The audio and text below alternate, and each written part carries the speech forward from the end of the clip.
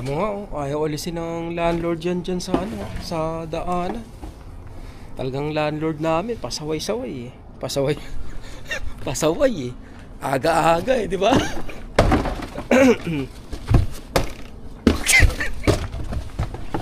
Ano ba? Magpatapon. Ayun, nakakape ko na. Wala na, winter na. Lamig na. Papakita ko sa inyo. Ayun. Yung kulay blue. Ibig sabihin yan, hindi ganun ka-efficient yung battery ko. Dahil malamig siya.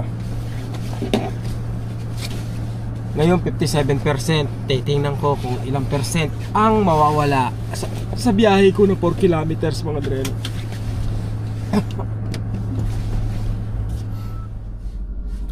Okay, nandito na ako sa trabaho mga dreno. From 57%, ngayon 54% na lang.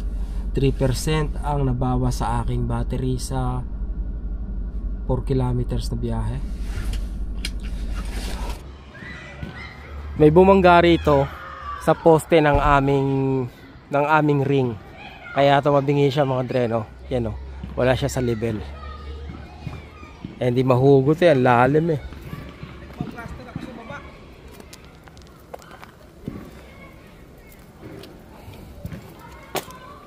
Mas delikado pa pare pag tayo tinamaan yan. Nilagyan namin ng tali tapos sige nga pare, hindi titingnan ko. Yan, tumutuwid pare. Yan, tumutuwid na. Inaalala ko nga, baka mag-stop nga.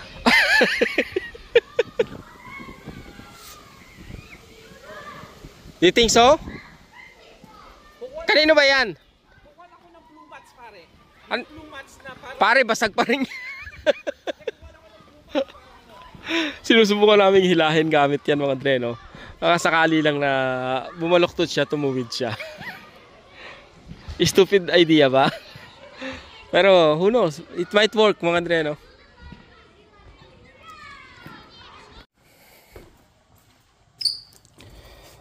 Walang insulation mga dreno. So ang gagawin namin, babaklasin namin lahat yan.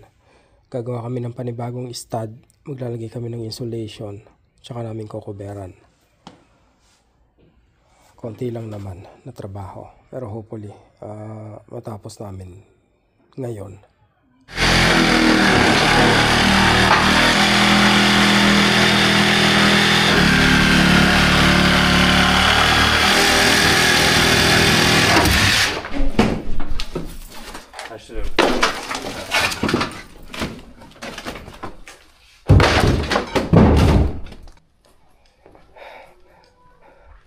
Okay mga dre, nakabaklas na namin. Clean up muna bago magsimula uli ng trabaho. Para kahit pa paano malinis-linis. Permanent marker. Okay. Nalagyan na natin ng C-channel. So lalagyan na lang natin ng stud mga dre. Ang pagitan ng stud natin ay 16 inches center. This is it mga dre, no? Meron na kaming konting stud. Ang tawag dito, stud. Ito, C-channel. Pag sinabing 16 center mga dre, no? Pag sinukat mo yan dito ako magsisimula ng 16. Okay? Ito, yung gitna niyan. Tapos, hanggang dito, dapat 16 din yan. Pero hindi na natin susukatin. Kasi baka sablay yan. Mapaya pa ako sa inyo. Pero dapat 16 yan. Okay? Yun ang 16 center mga dre, no?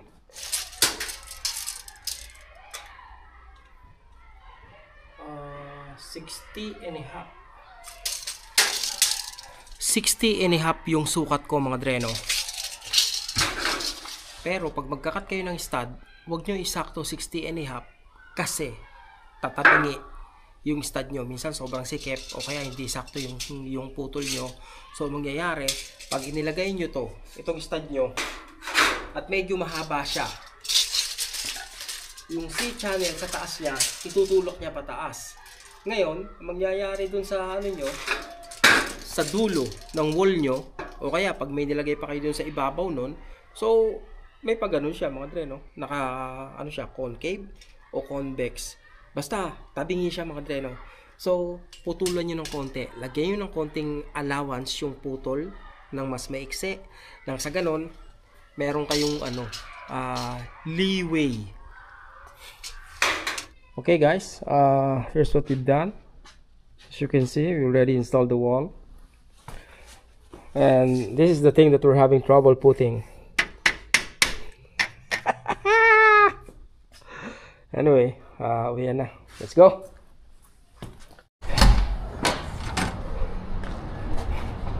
Alas 4 pa lang yan, no? Para ng alas 6 ng gabi. Hindi paano. Uwi na tayo. Salamat sa Panginoon. At biyernes na naman. Nakaraos tayo ng 1 linggo. Nakaraos ng 1 linggo rito sa trabaho. At meron tayong 2 araw para mag part time. Yun ang maganda ro mga dre, diba? Tesla, open. Uy, ano yun? Okay. Bili tayo ng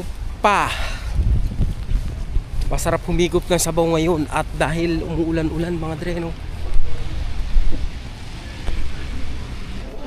Saan yung in-order natin? Ito. Thank you. 23.50. Isang ano lang yun mga dre ha. Isang na large, tsaka 2 pirasong spring roll. 23 na, di ba? Ang mahal na kumain yan sa labas. Kaya dapat huwag nang katamad-tamad talaga, dapat luto na ng luto. Pero lang pag umuulan na ganito, yan, exempted ka dyan. Ang sama ng tunog ng makina na itong ano ba to? Mazda C30. Kaya pinapatay niya eh. Parang masisira eh. Speaking of masisira, may nabasa akong comment mga dreno galing doon sa huling upload ko. But anyway, maraming salamat po sa lahat ng nag-comments mga dreno. Sobrang thank you po sa inyo. At yun, shoutout po sa inyong lahat. At dahil po dyan nakapili po tayo ng isang comment na kailangan po nating mga twiran. Kailangan natin ipaglaban ang ating ganito kasi yung sabi, no? Sabi ni Daisy Maclan, thanks but no thanks po sa ganyang bakasyon, makapag-Europe pero mang-istorbo ng relative. Well, you know how busy ang life sa abroad. Ipagluto, ipasyal, then tumira pa sa house ng amo ng relative to save? No. Thanks. May point naman siya mga dreno. Sabi ko nga sa kanya, may punto naman siya. Pero tinanong ko siya mga dreno. Sabi ko sa kanya, so hindi ka po mag-o-offer sa kamag-anak mo na tumira sa tinitirhan mo kung sakaling mamasyal sila malapit sa'yo kahit pa you have the means? Kasi iniisip mo, istorbo lang sila sa busy mong schedule. May point ka naman. At sa palagay ko, ikaw yung kamag-anak na hindi magpapa-istorbo. May point ba ako? Daisy kumbaga, hindi ko kinukuha to as atake sa akin or what to. Gusto ko lang kumbaga mga twiran din. Gusto ko lang sabihin sa iyo na ikaw yung isang klase doon sa 2 klase ng tao. 'Di ba? I mean, magkakaiba tayo, obviously. Ikaw naiisip mo yung ganon. I think sa punto na to, inilagay mo yung sarili mo as ikaw yung kamag-anak na titirhan. 'Di ba? Kaya nasabi mo tong ganito na sobrang busy mo para magpa-istorbo pa, 'di ba? At saka yung ipasyal din tumira pa sa house ng amo ng relative to save.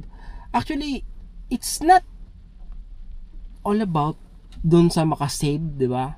Hindi sa lahat ng pagkakataon pera yung pinag-uusapan natin. Minsan let's say mag-offer sa iyo yung kamag-anak mo na okay, sige, dito ka na tumira sa akin, total malapit lang sa amin yung mga gusto mong puntahan 'Di ba? I mean, baka gusto niyang makipag-reconnect sa iyo. Gusto niyang makipag-bonding, especially kung close kayo dati. 'Di ba? I think there's nothing wrong sa ganong sa ganong bagay 'Di ba? So, you don't have to take it negatively. Yun lang yung para sa akin, no? I mean, ginagalang ko yung opinion mo o yung paniniwala mo. At totoo naman di ba, makakaistorbo ka dun sa taong ayaw magpa-istorbo. Pero kung inimbitahan ka sa bahay nila, I mean, I guess, welcome ka, hindi ka istorbo. Isa kang bisita, isa kang kamag-anak, malapit na kamag-anak na gustong makabanding nung nag-imbita sa'yo. Diba? It's not about the money. I mean, kahit pa paano, may pang-hotel naman kami, no? Kung sakali man. Nagkataon lang na, yun nga, may mabait na kamag-anak. And, ang kwento nga nila sa amin, no? Next year, naka-schedule na sila para sa kamag-anak nila sa Europe na magbabakasyon sa Paris. Kamag-anak nila from Germany magbabakasyon sa Paris.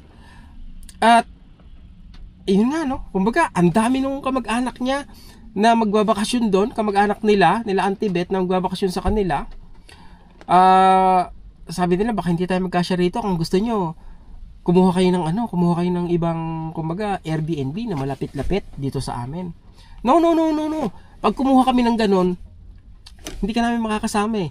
Gusto namin yung magkakasama tayong lahat, kahit marami tayo, kahit masikip, magkakasama tayo kasi mas masaya pag ganon eh. Di ba? Yung alam niyo yung bonding, yung kwentuhan, yung kaguluhan.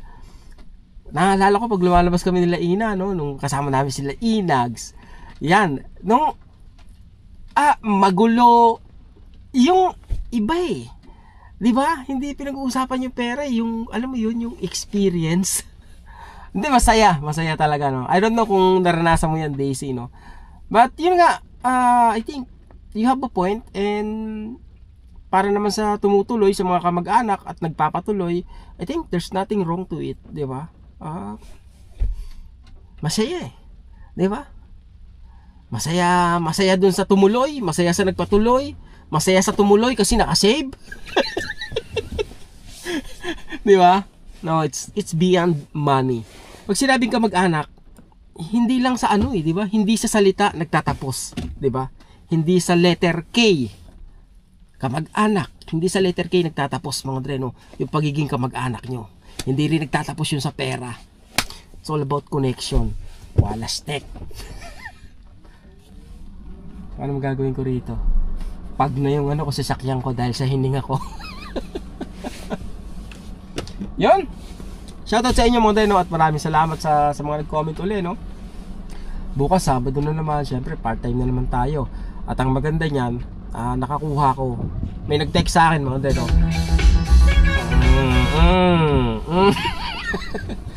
May nag-text sa akin. Ni-repair ako mga dreno. Ni-repair ako nung anak nung amo ko doon sa kakilala nila. At bukas pupuntahan ko yung condominium yun. So I think kailangan ko lang magpalit ng moldings. Kasi sa toilet niya ang ginamit na moldings kahoy. Toilet yun, CR yun, ang ginamit moldings kahoy mga dreno. Eh syempre hindi na tuklap-tuklap, 'di ba? Tapos may kailangan din ng ayusing bintana.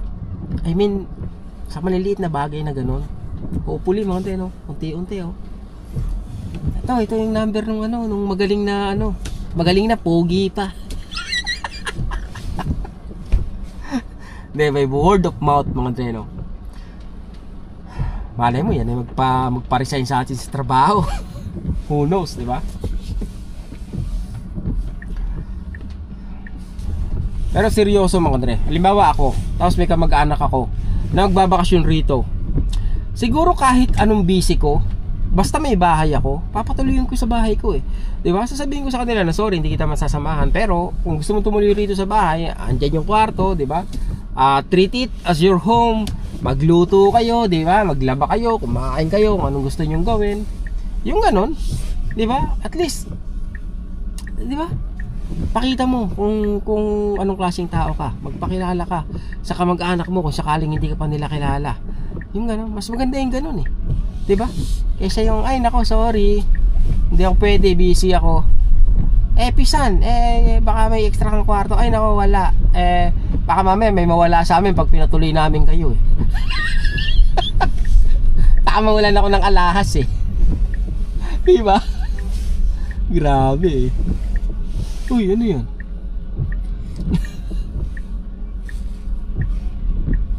Hindi, naintindihan natin yung mga ganyan tao mga dreno. Talagang may taong kumbaga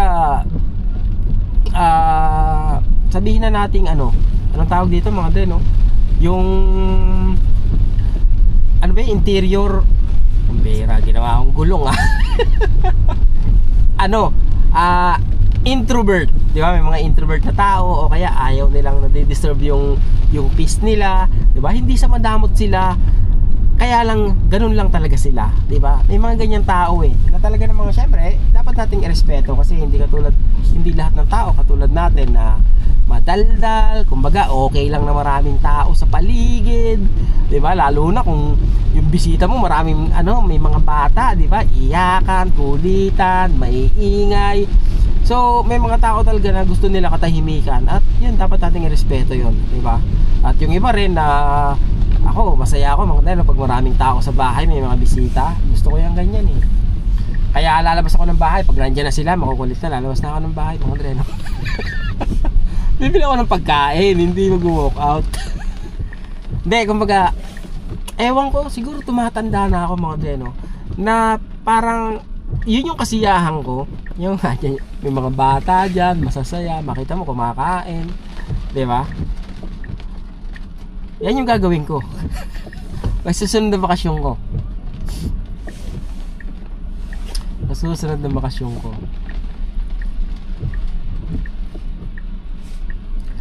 Ang saya, ang bihira. Yan na lang ang meron tayo sa panahon na busy tayo. Yung konting alaala kasama yung mga malapit na tao sa buhay natin. Siya pera pa ba? Dahil ang busy schedule mo.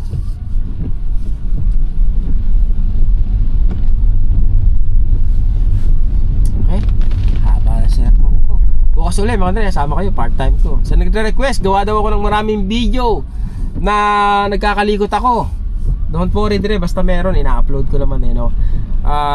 Hopefully lang yun, matyaga ka para medyo maintindihan mo ng konti. Minsan patalon-talon yung video ko. Sana mag-get mo lang yung point, di ba? Yung at least yung basic. Tapos diskarte mo na lang. Sa una hindi talaga maganda yung gawa mo, yung repair mo, magkakamali ka, pero okay lang yan, gawin mo lang palagi, di ba? Pag may sira yung bahay nyo, gawin mo, sirain mo, gawin mo, sirain mo. Yun. Mapi-perfect mo din.